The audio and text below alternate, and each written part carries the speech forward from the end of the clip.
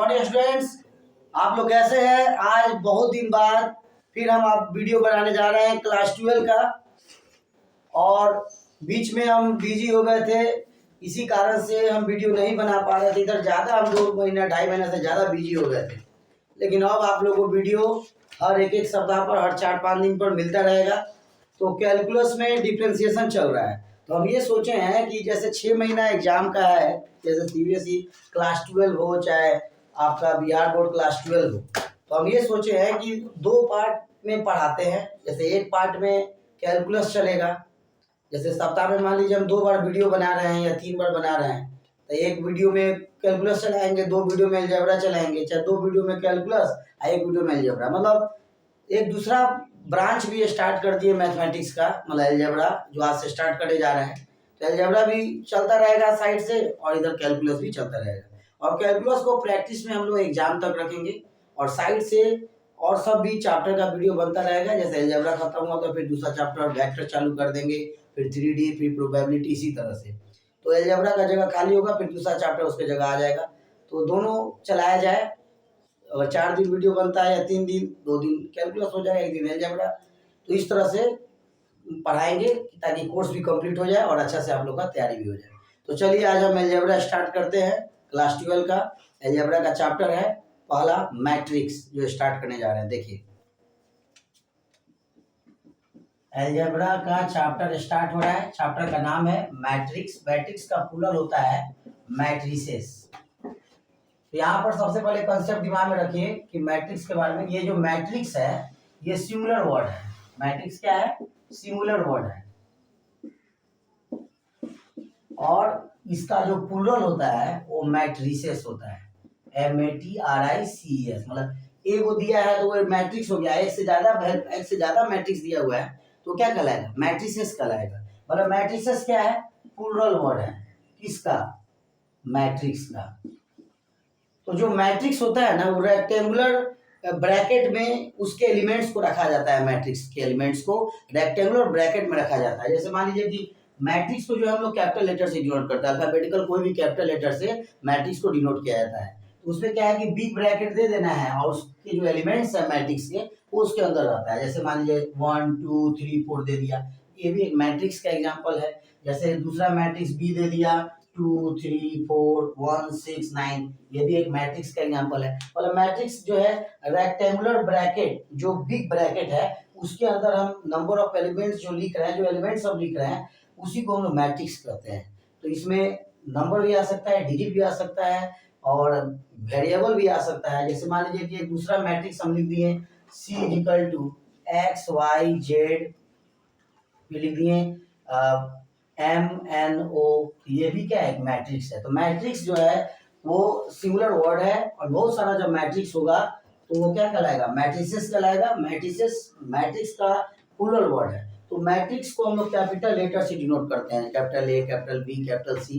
मतलब अल्फाबेटिकल जो 26 लेटर होता है उसमें किसी भी कैपिटल लेटर से आप मैट्रिक्स को डिनोट कर सकते हैं। तो मैट्रिक्स का जो एलिमेंट्स होता है, एलिमेंट्स तो उसका क्या हो गया? जैसे 1 2 3 4 ये मैट्रिक्स ए है, इसका एलिमेंट्स कौन कौन हो गया? 1 2 3 4। तो जो भी मैट्रिक्स के एलिमेंट्स होते हैं ना उसको बिग ब्रैकेट के अंदर रखा जाता है। तो ये बिग ब्रैकेट से ही डिनोट होगा, या स्मॉल ब्रैकेट देके भी आप इसके एलिमेंट्स को लिख सकते हैं 1 2 3 4, या ऐसे भी लिख सकते हैं स्मॉल ब्रैकेट देके 2 3 4 1 6 9। तो इस तरह से मैट्रिक्स को जो है, मैट्रिक्स के एलिमेंट को बिग ब्रैकेट या स्मॉल ब्रैकेट के अंदर आप रख सकते हैं। तो इसके एलिमेंट्स में नंबर भी आ सकते हैं, डिजिट भी आ सकता है, फ्रैक्शन नंबर भी आ सकता है या वेरिएबल भी आ सकता है। तो ये मैट्रिक्स हो गया। अब इसके बारे में हम लोग टाइप्स पढ़ेंगे, जानेंगे रो कितने हैं, कॉलम कितने हैं। पहले इसको उतारिए। तो आप लिख लिए। तो अलजेब्रा को हम लोग हिंदी में बीज गणित कहते हैं। अलजेब्रा का ये चैप्टर है मैट्रिक्स, डिटरमिनेंट, ये सब पढ़ाया जाएगा। तो कहने का अर्थ है जिस तरह से बीज से पौधे की उत्पत्ति होती है उसी तरह बीज गणित मतलब अलजेब्रा से मैथ्स का उत्पत्ति होता है। इसमें चैप्टर चालू है मैट्रिसेस। तो यहाँ तक आपको बता दिए जो आप लिख लिए। अब देखिए इसके आगे बताते हैं रो और कॉलम कैसे पहचानते हैं। जैसे मान लीजिए कोई मैट्रिक्स ए दिया हुआ है 1 2 3 4 5 6। अब इसमें हमको रो पता करना है। तो रो करते हैं हॉरिजॉन्टल लाइन को। ये जो हॉरिजॉन्टल लाइन है ये रो कहलाता है। तो गिनिए तो रो कितना है? 1 2। ये हॉरिजॉन्टल लाइन हो गया रो 1 2। एक और आता है तो भी गिनते या रो में हॉरिजॉन्टल लाइन में कब एक ये है तो नंबर ऑफ रोज कितना हो गया 2 हो गया। इस मैट्रिक्स में नंबर ऑफ रोज कितना है number of rows in matrix ए में रोज का संख्या कितना है तो रो कहते हैं हॉरिजॉन्टल लाइन को तो ये हॉरिजॉन्टल वाला गिनेंगे 1 और 2 हॉरिजॉन्टल इसमें कितना है 2 है तो नंबर ऑफ रोज कितना हो गया 2 हो गया। अब कॉलम होता है वर्टिकल लाइन वाला वर्टिकल ये तो कॉलम देखें तो कितना हो रहा है 1 2 3 तो इसमें नंबर ऑफ कॉलम्स कितना हो गया 3 हो गया। यानी कहेंगे number of columns in matrix A is equal to 3। तो जब भी आपको रो का संख्या पता करना हो नंबर ऑफ रोज पता करना हो या नंबर ऑफ कॉलम्स पता करना हो किसी मैट्रिक्स में तो सीधे देखना है इसमें हॉरिजॉन्टल कितना है वो जितना हॉरिजॉन्टल लाइन होगा जैसे ये एक हॉरिजॉन्टल लाइन हो गया वहां कॉलम रख के देख लीजिए 1 और 2 ये रोज 2 हो गया और कॉलम देखना है तो वर्टिकल लाइन वाला होता है ये कॉलम हो गया 1 ये दूसरा कॉलम ये तीसरा कॉलम समझ में आया। तो इस मैट्रिक्स में रोज कितना हो जाएगा 2 रो किसको कहते हैं रो हॉरिजॉन्टल वाले को कहते हैं और वर्टिकल वाले को कॉलम कहते हैं। हॉरिजॉन्टल वाले को क्या कहते हैं रो वर्टिकल वाले को कॉलम। तो जब भी रो पता करना हो देखना है हॉरिजॉन्टल लाइन में कितना हॉरिजॉन्टल लाइन देखेंगे यहाँ पर कितने हॉरिजॉन्टल लाइन है यहाँ 2 हॉरिजॉन्टल लाइन है तो नंबर ऑफ रोज 2 हो गया। किसी भी मैट्रिक्स में अगर आपको नंबर ऑफ रोज पता करना हो तो इसमें देखेंगे कि कितना हॉरिजॉन्टल लाइन है जैसे एक हॉरिजॉन्टल लाइन ये हो गया एक हॉरिजॉन्टल लाइन ये हो गया तो 2 हो गया तो नंबर ऑफ रोज 2 हो जाएगा। मतलब इस तरह से रखेंगे तो रो कहलाएगा हॉरिजॉन्टली आई वर्टिकली रखेंगे तो क्या कहलाएगा कॉलम कहलाएगा। इसमें रोज अगर पता करना है तो देखेंगे कि हॉरिजॉन्टल कितना है 1 और 1 2 तो 2 रोज हो गया। और कॉलम पता करना है मतलब जो वर्टिकल रोज जैसे कॉलम पता करना है तो देखेंगे कि वर्टिकल कितने हैं 1 2 3 तो कॉलम कितना हो जाएगा 3 हो जाएगा। ठीक है फिर से रिपीट कर रहे हैं किसी भी मैट्रिक्स में अगर आपको रो पता करना हो या कॉलम तो नंबर ऑफ रोज कैसे पता करते हैं इस तरह से रखते हैं तो रो कहलाता है ऐसे रखेंगे ना तो कॉलम कहलाएगा। तो रो देखना हॉरिजॉन्टल में हॉरिजॉन्टल लाइन कितना हो रहा है इसमें देखिए एक यहाँ हो रहा है यहाँ हो रहा है 2 हो रहा है तो नंबर ऑफ रोज 2 हो गया। अब कॉलम पता करना है तो जो वर्टिकल है वो कॉलम है 1 2 3 यहाँ वर्टिकल 3 है तो यहाँ कॉलम का संख्या 3 हो जाएगा। ठीक है दूसरा मैट्रिक्स का एग्जांपल देखिए यहाँ पर आपको सब समझ में आ रहा है। दूसरा मैट्रिक्स का एग्जांपल देखिए कि जैसे b बराबर दिया है 1 2 3 4 5 6 अब इसमें बताइए रोज कितना होगा तो रोज देखिए तो इसमें 1 2 3 रोज कितना हो गया 3 क्यों क्योंकि यहाँ देखिए हॉरिजॉन्टली देखिए 1 2 3 हॉरिजॉन्टली देखना है कितना हो रहा है 1 2 3 तो नंबर ऑफ रोज कितना हो गया 3 यहाँ पर लिखेंगे नंबर ऑफ समझ में आ रहा है दिखाई दे रहा है number of rows in matrix B कितना हो जाएगा 3 और नंबर ऑफ कॉलम्स पूछ लेंगे तो क्या बोलिएगा number of columns in matrix B क्या होगा मैट्रिक्स बी क्या होगा कॉलम तो वर्टिकल वाले को कॉलम कहते हैं तो 1 2 तो नंबर ऑफ कॉलम कितना हो गया 2 हो गया। एक और एग्जांपल देखिए इरेज करके बताते हैं इसको पहले लिख लीजिए।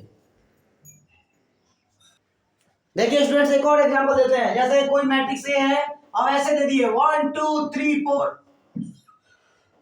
अब बताइए नंबर ऑफ रोज तो देखिए तो 1 2 3 4 4 कितना हो गया 1 2 3 4 हॉरिजॉन्टली देखना है हॉरिजॉन्टली देखिए कितना हो रहा है 1 2 3 4 तो रोज कितना हो जाएगा 4 यानी कहेंगे हम लोग number of rows in matrix A is equal to 4।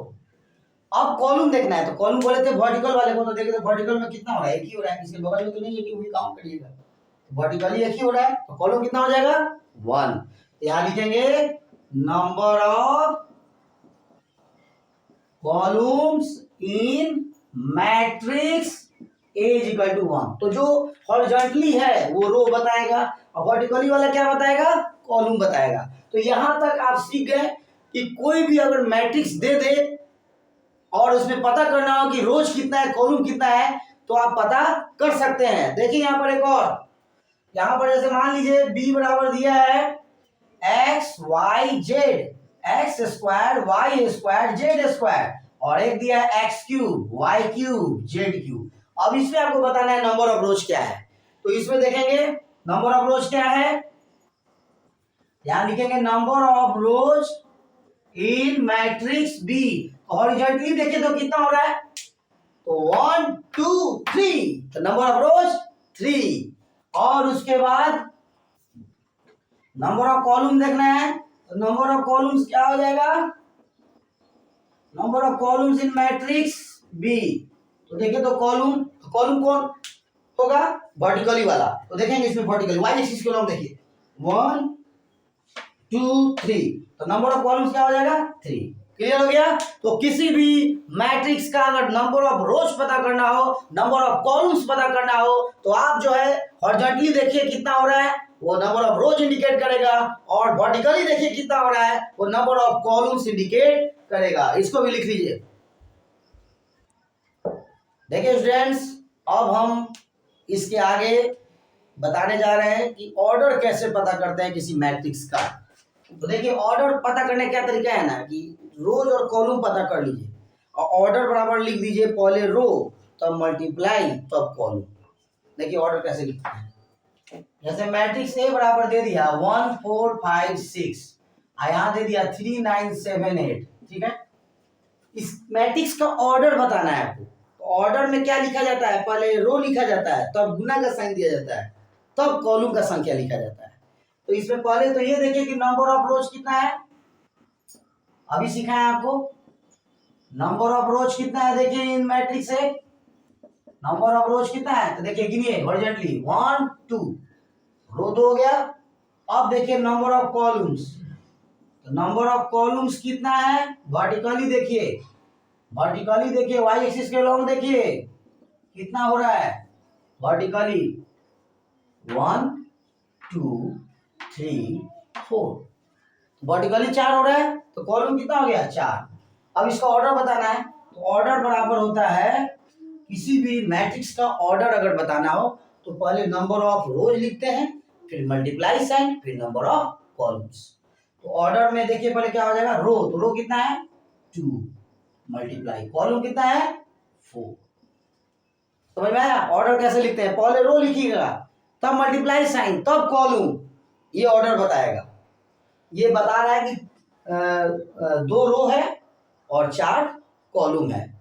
ऐसा मैट्रिक्स जिसका रो 2 हो और कॉलम कितना हो 4 हो, तो उस मैट्रिक्स का ऑर्डर किस फॉर्म में होगा, 2 मल्टीप्लाई बाई 4 के फॉर्म में होगा। अब मान लीजिए यहाँ पर मैट्रिक्स बी जो है इसमें दे दिया 1 2 3 5, इसमें ऑर्डर बताना है। इसमें ऑर्डर आप बता सकते हैं, गिन लीजिए रो कितना हो रहा है, हॉरिजॉन्टली देखें तो 1 2 3 4, तो रोज हो गया 4। तो पहले ऑर्डर में क्या लिखा था, नंबर ऑफ रोज, तब मल्टीप्लाई, तो अब देखेंगे कॉलम कितना, तो वर्टिकल एक ही है, तो कॉलम हो गया 1, इसका ऑर्डर क्या हो गया 4 into 1। पहले ये मैट्रिक्स किस ऑर्डर में है, 4 into 1 में। ये जो मैट्रिक्स बी है ये किस ऑर्डर में है, 4 multiply 1 के ऑर्डर में है। तो शुरू वाला नंबर ऑफ रोज इंडिकेट करता है ऑर्डर में, और लास्ट वाला नंबर ऑफ कॉलम्स इंडिकेट करता है। अब जैसे एक और एग्जांपल देखिए, जैसे ए बराबर दे दिया X Y Z U B T. अब इसमें हमको इस मैट्रिक्स का ऑर्डर बताना है।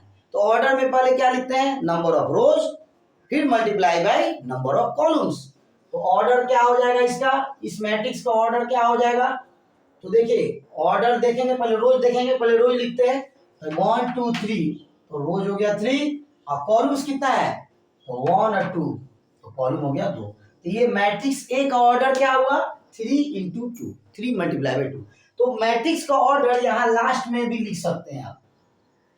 ऑर्डर ऐसे क्वेश्चन में पूछता है तो ऑर्डर बराबर करके लिखिएगा, और ऐसे किसी मैट्रिक्स को आप इंडिकेट कर रहे हैं तो उसका ऑर्डर यहाँ लास्ट में लिख भी सकते हैं और नहीं भी लिख सकते हैं। तो ऑर्डर यहाँ लिखना हो तो क्या लिखेंगे, 3 multiply by 2। इस मैट्रिक्स का ऑर्डर क्या लिखेंगे, तो रो है 2 और कॉलम है 4, यहाँ क्या हो जाएगा 2 multiply by 4। तो ऑर्डर जब भी लिखना हो तो पहले नंबर ऑफ रोज लिखते हैं, फिर मल्टीप्लाई, फिर नंबर ऑफ कॉलम्स। लिखिए इसको। आप इतना जान गए हैं कि मैट्रिक्स क्या है, मैट्रिक्स सिंगुलर वर्ड है, इसका पूरा मैट्रिसेस है, ये भी जान गए। ये भी जान गए कि मैट्रिक्स को किससे डिनोट करते हैं, उसके एलिमेंट्स को किसके अंदर रखा जाता है, बिग ब्रैकेट के अंदर या स्मॉल ब्रैकेट के अंदर रखा जाता है। उसके बाद आप ये भी जान गए कि किसी मैट्रिक्स में नंबर ऑफ रोज कैसे पता करते हैं, नंबर ऑफ कॉलम्स कैसे पता करते हैं, और उसके बाद आप ये भी जान गए कि किसी भी मैट्रिक्स का ऑर्डर कैसे पता करते हैं। यहाँ तक क्लियर हो गया। अब इसके आगे हम बता रहे हैं कि किसी मैट्रिक्स का कोई मैट्रिक्स दे दिया हो, कोई मैट्रिक्स का एग्जांपल दिया हुआ है और उसमें पता करना हो कि कितने इसमें टोटल नंबर ऑफ एलिमेंट्स हैं, तो जो ऑर्डर लिखते हैं ना उसको मल्टीप्लाई कर दीजिए, वो बताएगा टोटल नंबर ऑफ एलिमेंट्स। मतलब मैट्रिक्स में टोटल एलिमेंट्स कितना है, कितना मेंबर्स है उसके अंदर, ये पता चल जाता है गुना करने पर, मल्टीप्लाई करने पर। तो अगर आपको इस मैट्रिक्स का अगर टोटल नंबर ऑफ एलिमेंट्स पता करना हो तो क्या होगा बताइए, 2 4 जा 8। इसमें टोटल नंबर ऑफ एलिमेंट्स कितना हो गया, 8 हो गया इस मैट्रिक्स में। अब काउंट करिए तो निश्चित 8 आएगा। देखिए 1 2 3 4 5 6 7 8। किसी भी मैट्रिक्स में कितने टोटल एलिमेंट्स हैं, कितने टोटल नंबर ऑफ एलिमेंट्स हैं, इसको पता करने के लिए सीधे ट्रिक है, नंबर ऑफ रोज और नंबर ऑफ कॉलम्स को गुना कर देना है, तो वो टोटल नंबर ऑफ एलिमेंट्स बताएगा। और मल्टीप्लाई फॉर्म में लिखिएगा तो वो बताएगा ऑर्डर। अब गुना करके लिखिएगा तो क्या बताएगा, टोटल नंबर ऑफ एलिमेंट्स, उसके अंदर टोटल कितने एलिमेंट्स हैं, कितने मेंबर्स हैं उस मैट्रिक्स के अंदर। तो किसी भी मैट्रिक्स के अंदर कितने टोटल नंबर ऑफ एलिमेंट्स है ये पता कैसे चलता है, नंबर ऑफ रोज और नंबर ऑफ कॉलम को मल्टीप्लाई करने पर। और केवल मल्टीप्लाई फॉर्म में लिखेंगे तो क्या बताएगा, ऑर्डर बताएगा। जैसे इस मैट्रिक्स में पता करना कितने टोटल एलिमेंट्स हैं तो 2 into 4 कर देंगे 8 हो जाएगा। इस मैट्रिक्स में बताइए तो ऑर्डर 4 into 1 है, तो टोटल नंबर ऑफ एलिमेंट्स इसमें कितना हो जाएगा, 4 हो जाएगा। टोटल नंबर ऑफ एलिमेंट्स इसमें कितना हो जाएगा, 4 हो जाएगा। काउंट करिए देखिए 4 होगा, 1 2 3 4। अब जैसे इसमें हम क्या बताए थे, 8 है, 2 4 8 आया। काउंट करके भी बताए 8 कैसे है, 1 2 3 4 5 6 7 8। कोई बच्चा बोला कि सर जो आप ऐसे काउंट कर रहे हैं इधर से भी काउंट कर सकते हो, नहीं किधर से काउंट करिएगा टोटल नंबर ऑफ एलिमेंट्स तो उतना ही होगा। जैसे 1 2 3 4 5 6 7 8। अब इस मैट्रिक्स में देखिए, इस मैट्रिक्स में कितना टोटल नंबर ऑफ एलिमेंट्स होगा, तो जो ऑर्डर है ना उसको मल्टीप्लाई कर दीजिए। Now total number of elements क्या हो जाएगा, नंबर ऑफ रोज कितना है 1 2 3, मल्टीप्लाई कॉलम 2 है, मतलब रो और कॉलम को गुना कर देंगे, मल्टीप्लाई कर देंगे तो हमारा टोटल नंबर ऑफ एलिमेंट्स निकल जाएगा। पता चल जाएगा कि इस मैट्रिक्स के अंदर कितने नंबर ऑफ एलिमेंट्स हैं। क्लियर हो गया, लिखिए। देखिए स्टूडेंट्स, मैट्रिक्स का डिफिनेशन है, a matrix is an ordered rectangular array of numbers और फंक्शंस। मैट्रिक्स जो है वो नंबर्स या फंक्शन का ऑर्डर्ड रेक्टेंगुलर एरे है। मतलब वो जो है ये क्या है, मतलब नंबर या फंक्शन का क्या है, ऑर्डर्ड रेक्टेंगुलर एरे है। मतलब उसको डिनोट क्या चीज से करेंगे हम, कैपिटल लेटर से, और उसके अंदर जो भी एलिमेंट्स होंगे मैट्रिक्स के अंदर उसको बिग ब्रैकेट के अंदर रखना है या स्मॉल ब्रैकेट के अंदर रखना है। ठीक है।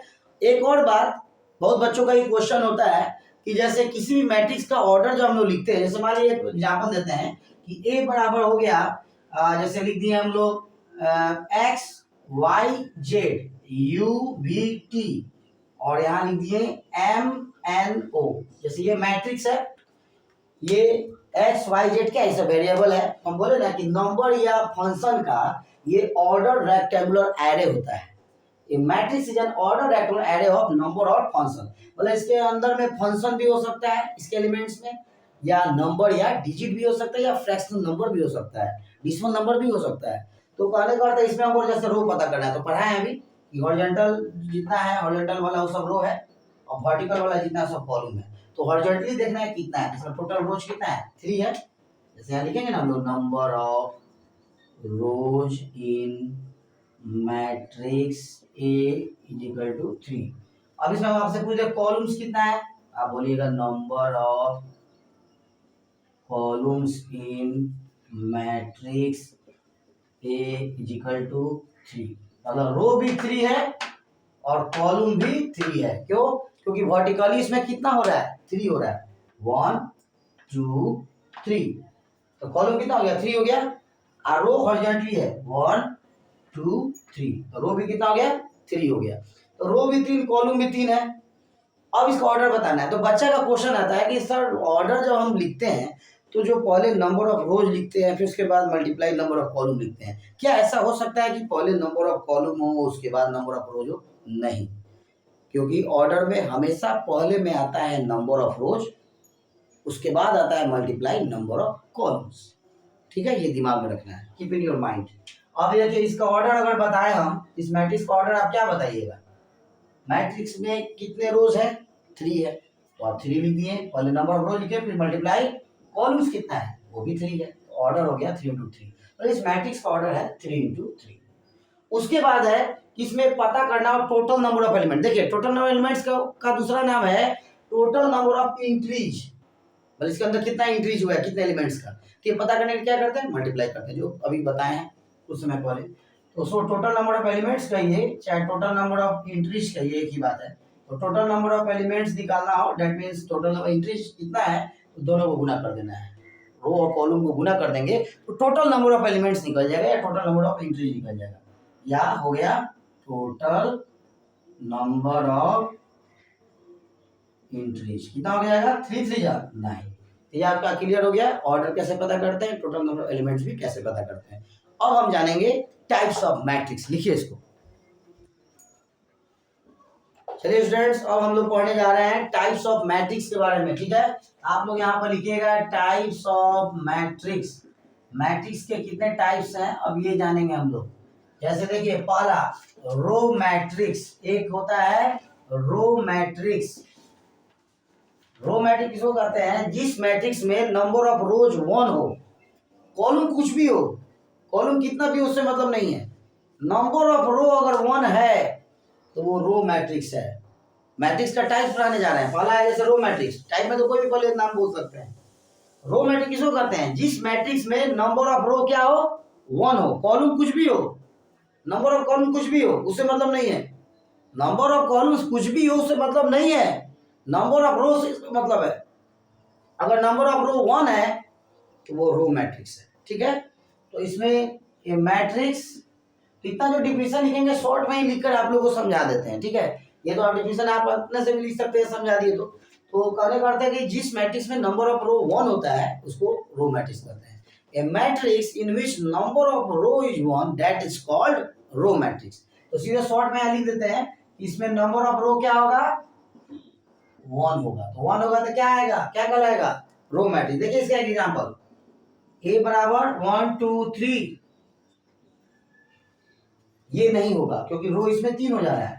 चलिए ये देखिए एग्जांपल 5 6 7 8। अब बताइए ये रो मैट्रिक्स है? हॉरिजॉन्टली कितना है? 1 है।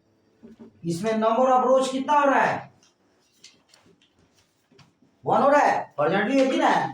लेकिन नंबर ऑफ कॉलम्स कितना हो रहा है? नंबर ऑफ कॉलम से कोई मतलब नहीं है, नंबर ऑफ कॉलम्स कुछ भी हो, बस नंबर ऑफ रो 1 होना चाहिए तभी रो मैट्रिक्स है। नंबर ऑफ कॉलम कितना हो रहा है? 1 2 3 4। नंबर ऑफ कॉलम 4 है लेकिन रो क्या है? 1 है। तो रो अगर 1 है तो क्या कहलाएगा? Row matrix. जिस मैट्रिक्स में रो 1 होगा, नंबर ऑफ रो 1 होगा, वो क्या कहलाएगा? Row matrix. एक और example, b x y z u, इसमें भी नंबर ऑफ रो क्या है? 1 है। हॉरिजॉन्टली देखिए एक ही ना है, इसके नीचे थोड़े कि फिर 1 और 2 ऐसे गिनेंगे, एक ही है। तो नंबर ऑफ रो 1 है, ये क्या कहलाएगा? Row matrix. उसी तरह से मैंने एक और एग्जांपल, c 1 5 6 9, इसमें भी नंबर ऑफ रो क्या है? 1, तो क्या कहलाएगा? Row matrix. रो मैट्रिक्स में क्या होता है? नंबर ऑफ रो क्या होता है? 1। देखिए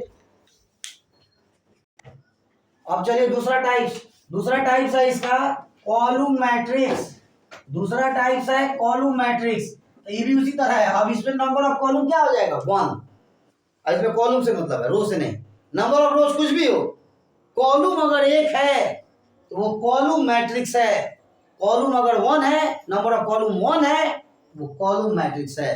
नंबर ऑफ कॉलम 1 है, वो कॉलम मैट्रिक्स है। नंबर ऑफ रोज कुछ भी हो, तो कॉलम मैट्रिक्स के लिए क्या होना चाहिए? नंबर ऑफ कॉलम क्या होना चाहिए? 1 होना चाहिए। ठीक है, अब देखिए एक example, a x y z u, ये कॉलम मैट्रिक्स कहलाएगा कि नहीं? कहलाएगा। क्यों? वर्टिकली देखिए एक ही है, नंबर ऑफ कॉलम 1 है, ये कॉलम मैट्रिक्स है। नंबर ऑफ रोज कुछ भी हो, इट डजंट मैटर, इससे मतलब नहीं है। नंबर ऑफ कॉलम से मतलब है। नंबर ऑफ कॉलम अगर 1 है तो वो है कॉलम मैट्रिक्स। देखिए रो इसमें हो रहा है 1 2 3 4, रो 4 है लेकिन कॉलम 1 है, तो नंबर ऑफ रोज कुछ भी हो उससे मतलब नहीं है, नहीं है मतलब। नंबर ऑफ कॉलम से मतलब है कॉलम मैट्रिक्स में। नंबर ऑफ कॉलम अगर 1 है तो वो कॉलम मैट्रिक्स है। तो इसमें कॉलम कितना है 1, इसलिए ये कॉलम मैट्रिक्स है। एक और example b equal to sine X, इसमें ट्रिग्नोमेट्रिक फंक्शन भी आ सकता है। मैट्रिक्स के एलिमेंट्स नंबर भी हो सकते हैं, डिजिट भी हो सकता है, फ्रैक्शन भी हो सकता है। बोला गया है ना डिफिनेशन में कि नंबर या फंक्शन का क्या होता है, ऑर्डर्ड रेक्टेंगुलर एरे होता है मैट्रिक्स। तो इसके अंदर ट्रिग्नोमेट्रिक फंक्शन भी हो सकते हैं, इनवर्स ट्रिग्नोमेट्रिक फंक्शन भी हो सकता है, एक्सपोनेंशियल फंक्शन भी हो सकता है, नंबर भी हो सकता है, डिजिट भी हो सकता है, फ्रैक्शन भी हो सकता है, डेसिमल नंबर भी हो सकता है। मैट्रिक्स के एलिमेंट्स नंबर या फंक्शन हो सकते हैं। तो मैट्रिक्स के एलिमेंट में नंबर या फंक्शन ही होता है और इसको कैपिटल लेटर से डिनोट करते हैं। क्लियर? अब ऐसे देखिए, एक दे दिया sin x cos x minus tan x, यहाँ दे दिया sec x। अब इसमें बताइए कॉलम कितना है 1, लेकिन रो कितना है 1 2 3 4। रो से मतलब नहीं है, कॉलम से मतलब है। अगर नंबर ऑफ कॉलम 1 है that is called column matrix. लिखिए इसको,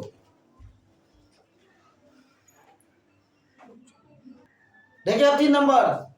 अब आता है जीरो मैट्रिक्स, तीसरा टाइप्स है जीरो मैट्रिक्स, जिस मैट्रिक्स के सभी एलिमेंट्स जीरो हो।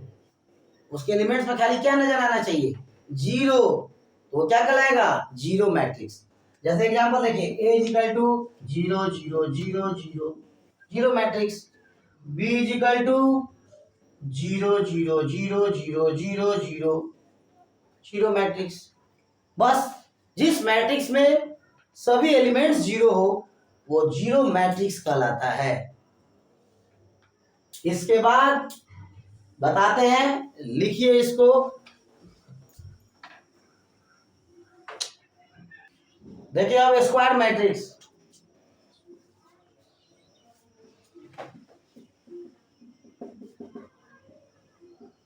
स्क्वायर मैट्रिक्स उसको कहा जाता है जिस मैट्रिक्स में जितना नंबर ऑफ रोज है उतना ही अगर नंबर ऑफ कॉलम्स भी हो तब वो स्क्वायर मैट्रिक्स है। मतलब नंबर ऑफ रोज अगर नंबर ऑफ कॉलम्स के बराबर है तो वो क्या कहलाएगा स्क्वायर मैट्रिक्स। फॉर एग्जांपल जैसे देखिए a इक्वल टू दे दिया 1 2 3 4 5 6 7 8, ठीक है। इसमें नंबर ऑफ रोज क्या हो रहा है, नंबर ऑफ रोज हो रहा है 2 और कॉलम कितना हो रहा है 4। ये है नहीं है। अगर मान लीजिए आप ऐसे लिखते हैं 1 2 5 6, ये बताइए है क्योंकि नंबर ऑफ रोज यहाँ 2 है और कॉलम भी 2 है, इसलिए ये 2 गुना 2 में आ गया ऑर्डर, 2 मल्टीप्लाई बाय 2 के ऑर्डर में है ये मैट्रिक्स। तो जितना रोज उतना ही कॉलम, इसलिए क्या कहलाएगा स्क्वायर मैट्रिक्स। तो जिस मैट्रिक्स में number of rose number of columns के बराबर हो वह स्क्वायर मैट्रिक्स कहलाता है। एक और एग्जांपल देखिए b equal to x y z u v t m n o। इसमें भी देखिए रो कितना है 1 2 3, अब रो 3 है तो कॉलम भी 3 होना चाहिए तभी स्क्वायर होगा। कॉलम देखिए 1 2 3, ये 3 into 3 के ऑर्डर में है मैट्रिक्स। इसमें number of rose number of columns के बराबर है, इसलिए ये हो गया स्क्वायर मैट्रिक्स। अब 5वां नंबर पढ़ने जा रहे हैं आप लोग यूनिट मैट्रिक्स। यूनिट मैट्रिक्स का दूसरा नाम है identity matrix. Identity matrix, unit matrix का दूसरा नाम है आइडेंटिटी मैट्रिक्स। जैसे कोई मैट्रिक्स ए है और इसका वैल्यू दे दिया, तो यूनिट मैट्रिक्स में देखिए क्या होता है कि डायगोनल पार्ट जो होता है ना, डायगोनल पार्ट इसमें मैट्रिक्स में इधर से है, इधर से नहीं है, इधर वाला इसका डायगोनल पार्ट होता है मैट्रिक्स में। इधर वाला जितना भी आएगा ना नंबर वो सब 1 होगा और बाकी जो बचेगा वो सब क्या होगा 0 होगा, तो अभी वो यूनिट मैट्रिक्स कहलाएगा। देखिए एग्जांपल 1 0 0 1, देखिए डायगोनली क्या है 1 है, लेकिन बाकी नॉन डायगोनल पार्ट कौन है, इसको छोड़ के, तो ये वाला ये दोनों जीरो है, मतलब नॉन डायगोनल पार्ट इसमें जीरो और डायगोनल पार्ट अगर 1 है तो that is called unit matrix. अब देखिए एक और एग्जांपल 1 0 0 0 0 0 1 0 0 0 1। अब देखिए ये भी होगा यूनिट मैट्रिक्स, क्योंकि डायगोनली पार्ट देखिए इसका 1 है, लेकिन बाकी नॉन डायगोनल पार्ट क्या है, 0 है, इसलिए क्या चीज में आएगा, यूनिट मैट्रिक्स। तो यूनिट मैट्रिक्स को कहते हैं जिस मैट्रिक्स का डायगोनल पार्ट 1 हो और नॉन डायगोनल पार्ट 0 होगा, that is called unit matrix. इसी का दूसरा नाम आइडेंटिटी मैट्रिक्स है। एक और एग्जांपल देखिए C = 1 0, फिर उसके बाद हो गया 0 1, ये क्या हो गया, यूनिट मैट्रिक्स। डायगोनल पार्ट 1 है और नॉन डायगोनल पार्ट क्या है, 0 है। तो जिस मैट्रिक्स का डायगोनल पार्ट 1 हो और नॉन डायगोनल पार्ट 0 हो, वो क्या कहलाता है, zero matrix. No, unit matrix क्या कहलाता है, जीरो मैट्रिक्स नहीं कहलाता है, क्या कहलाता है, यूनिट मैट्रिक्स कहलाता है। यूनिट मैट्रिक्स, जीरो मैट्रिक्स नहीं, यूनिट मैट्रिक्स। जिस मैट्रिक्स का डायगोनल पार्ट 1 हो और नॉन डायगोनल पार्ट 0 हो, उसी को कहते हैं यूनिट मैट्रिक्स। उसी का अदर नेम आइडेंटिटी मैट्रिक्स। ये डायगोनल पार्ट 1 है, आप कहिएगा कि इधर वाला डायगोनल नहीं होता, नहीं, इसमें इधर वाला डायगोनल नहीं होता है, इसका डायगोनल पार्ट इधर वाला होता है मैट्रिक्स में। ये डायगोनल पार्ट 1 है और नॉन डायगोनल पार्ट 0 है, ये क्या हो गया, यूनिट मैट्रिक्स। इसी का दूसरा नाम आइडेंटिटी मैट्रिक्स। लिखिए इसको। देखिए अब अगला टाइप बताने जा रहे हैं डायगोनल मैट्रिक्स। डायगोनल मैट्रिक्स, देखिए डायगोनल मैट्रिक्स उसको कहते हैं जिसका diagonal part non zero number हो। नॉन जीरो नंबर का मतलब जीरो को छोड़कर कोई भी नंबर या डिजिट हो सकता है। डायगोनल पार्ट क्या हो, नॉन जीरो नंबर, मतलब जीरो को छोड़कर अदर नंबर या अदर डिजिट हो सकता है। लेकिन नॉन डायगोनल पार्ट क्या होना चाहिए, जीरो होना चाहिए, तो वो डायगोनल मैट्रिक्स है। तो आपसे कोई पूछ दे कि सर इस हिसाब से यूनिट मैट्रिक्स भी डायगोनल मैट्रिक्स हुआ, हाँ, यूनिट मैट्रिक्स डायगोनल मैट्रिक्स कहला सकता है, लेकिन सभी डायगोनल मैट्रिक्स यूनिट मैट्रिक्स नहीं कहला सकता है। जो नहीं कि सभी डायगोनल मैट्रिक्स में डायगोनल पार्ट 1 ही हो, डायगोनल पार्ट 5 भी हो सकता है, 4 भी हो सकता है, 3 भी हो सकता है। इसलिए यूनिट मैट्रिक्स डायगोनल मैट्रिक्स है, लेकिन डायगोनल मैट्रिक्स यूनिट मैट्रिक्स नहीं है। डायगोनल मैट्रिक्स को कहते हैं जिसका डायगोनल पार्ट 0 को छोड़कर दूसरा कोई नंबर या डिजिट हो और नॉन डायगोनल पार्ट क्या हो, 0 हो। उसी में अगर 1 1 आ जाता है तो वो डायगोनल मैट्रिक्स क्या कहलाता है, यूनिट मैट्रिक्स।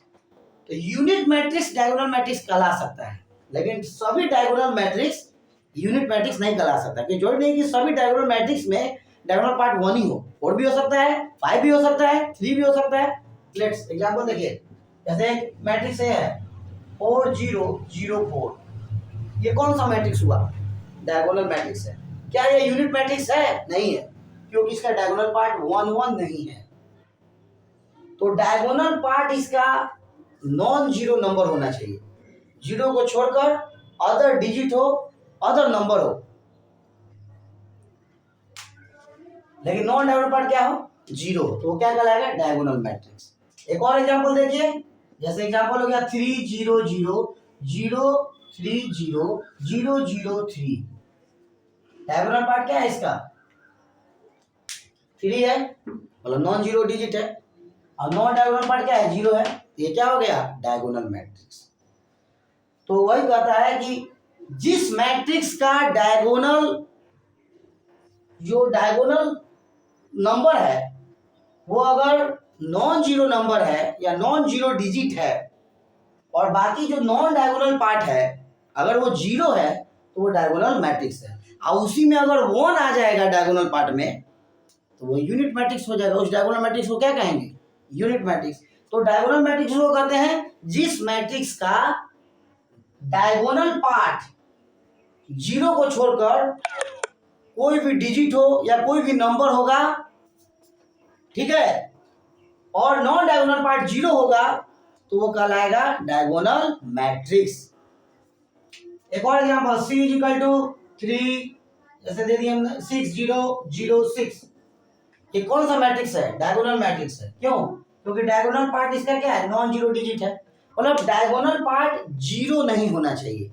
डायगोनल पार्ट में कोई डिजिट हो सकता है या कोई नंबर हो सकता है, और नॉन डायगोनल पार्ट में क्या होना चाहिए, जीरो, तो वो कहलाएगा डायगोनल मैट्रिक्स। आज जिस डायगोनल मैट्रिक्स में डायगोनल पार्ट 1 हो जाएगा वो डायगोनल मैट्रिक्स यूनिट मैट्रिक्स कहलाएगा। यहां तक समझ गए आप? उसके बाद आपको नोट में लिखना होगा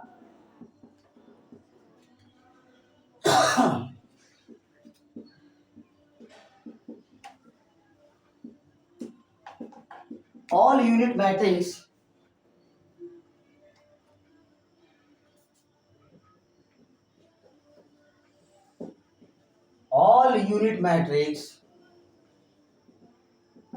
is diagonal matrix, but all diagonal matrix is not unit matrix. लिखिए इसको। देखिए स्टूडेंट्स, अब डायगोनल मैट्रिक्स का एक और एग्जांपल देते हैं। जैसे मान लीजिए कि डी मैट्रिक्स है, इसका एग्जांपल दे रहे हैं, जैसे 2 0 और 0 3, ये भी डायगोनल मैट्रिक्स है। जो भी नहीं है सेम ही होना चाहिए। डायगोनल मैट्रिक्स में सेम भी हो सकता है और डिजिट बदल के भी हो सकता है। ये क्या है, डायगोनल मैट्रिक्स है। ठीक है, एक और एग्जांपल देखिए डायगोनल मैट्रिक्स का, 7 0 और 0 9, ये भी डायगोनल मैट्रिक्स है। तो डायगोनल मैट्रिक्स में जोड़ी नहीं है कि डायगोनल पार्ट सेम ही होना चाहिए। सेम भी होगा तो भी डायगोनल है और नहीं सेम होगा तो भी डायगोनल है। लेकिन यूनिट मैट्रिक्स के लिए डायगोनल मैट्रिक्स का डायगोनल पार्ट क्या होना चाहिए, 1। इसीलिए कहते हैं कि सभी यूनिट मैट्रिक्स डायगोनल मैट्रिक्स हैं, लेकिन सभी डायगोनल मैट्रिक्स यूनिट मैट्रिक्स नहीं है। तो जरूरी नहीं कि सभी डायगोनल मैट्रिक्स में डायगोनल पार्ट 1 ही हो। अब एक 7वां टाइप आप पढ़ने जा रहे हैं, स्केलर मैट्रिक्स। स्केलर मैट्रिक्स में बस यही दिमाग में रखिएगा कि डायगोनल पार्ट सेम होना चाहिए। और ये जो डायगोनल पार्ट है सेम, अगर 2 है तो ये 2 होना चाहिए, 2 2 या 3 3 या 7 7 या 1 1। तो इस हिसाब से जितना भी यूनिट मैट्रिक्स है वो भी स्केलर मैट्रिक्स है, क्योंकि 1 1 सेम है तो स्केलर मैट्रिक्स में आ गया। लेकिन सभी स्केलर यूनिट मैट्रिक्स नहीं है, क्योंकि यूनिट मैट्रिक्स के लिए कंडीशन है डायगोनल पार्ट 1 होना चाहिए। स्केलर मैट्रिक्स, सभी स्केलर मैट्रिक्स तो यूनिट मैट्रिक्स में नहीं आएगा। जो ही नहीं कि सभी स्केलर मैट्रिक्स में डायगोनल पार्ट 1 ही हो, 2 भी हो सकता है, 3 3 भी हो सकता है। तो सेम होगा तो स्केलर है, लेकिन यूनिट मैट्रिक्स के लिए 1 होना चाहिए, डायगोनल पार्ट 1 होना चाहिए। तो सभी यूनिट मैट्रिक्स स्केलर मैट्रिक्स हैं, लेकिन सभी स्केलर मैट्रिक्स यूनिट मैट्रिक्स नहीं है। ठीक है, तो यहां पर देखिए A = 9 0 0 9, ये स्केलर मैट्रिक्स है। क्यों? क्योंकि डायगोनल पार्ट सेम है। ओ B बराबर, उसके बाद दिया है 7 0 0 7, इसमें भी डायगोनल पार्ट सेम है, तो ये भी क्या हो गया, scalar matrix. Diagonal part same होगा तो वो क्या कहलाएगा, स्केलर मैट्रिक्स। लिखिए इसको। तो देखिए स्टूडेंट्स, स्केलर मैट्रिक्स आप समझ गए कि डायगोनल पार्ट सेम होना चाहिए। अगर डायगोनल पार्ट सेम है तो वो स्केलर मैट्रिक्स है, और अगर सेम नहीं होगा, नंबर बदल के होगा या डिजिट बदल के होगा, तो वो केवल डायगोनल मैट्रिक्स है। ठीक है, तो यहां पर नोट में याद रखना है कि all unit matrix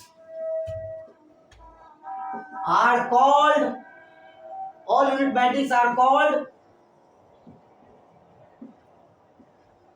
scalar matrix, but all scalar matrix are not called unit matrix. तो इस तरह से आपका ये आज इंट्रोडक्शन मैट्रिक्स चैप्टर का कंप्लीट हुआ। टाइप्स भी पढ़ा दिए हैं। अब आपको एनसीईआरटी से क्वेश्चन जो है बना के लाना है, और कल जो भी उस एनसीईआरटी में आपको डाउट होगा आप कमेंट में लिख दीजिएगा, ये क्वेश्चन और डाउट है, आपको बताया जाएगा। कल से डाउट बताया जाएगा कल के वीडियो में। और एनसीईआरटी का जो एक्सरसाइज है, ये मैट्रिक्स जो है, ये जो चैप्टर है आपका, ये एक चैप्टर का नाम है, चैप्टर 3 है एनसीईआरटी का, और चैप्टर 3 का नाम है मैट्रिसेस, और इसमें एक्सरसाइज आपको 3.1 कंप्लीट करके लाना है। और जो डाउट होगा वो फिर कल नेक्स्ट वीडियो में बताया जाएगा। और जो भी आपको डाउट होगा आप कमेंट में लिख दीजिएगा, ये क्वेश्चन नंबर डाउट है, जिसके कारण कल हम वो नेक्स्ट वीडियो में आपको बताएंगे। और यहाँ पे होमवर्क लिख दीजिए, डू एक्सरसाइज 3.1। और इस तरह से आपका ये पहला वीडियो अलजेब्रा का समाप्त होता है। फिर हम लोग कल मिलते हैं। Thank you, bye.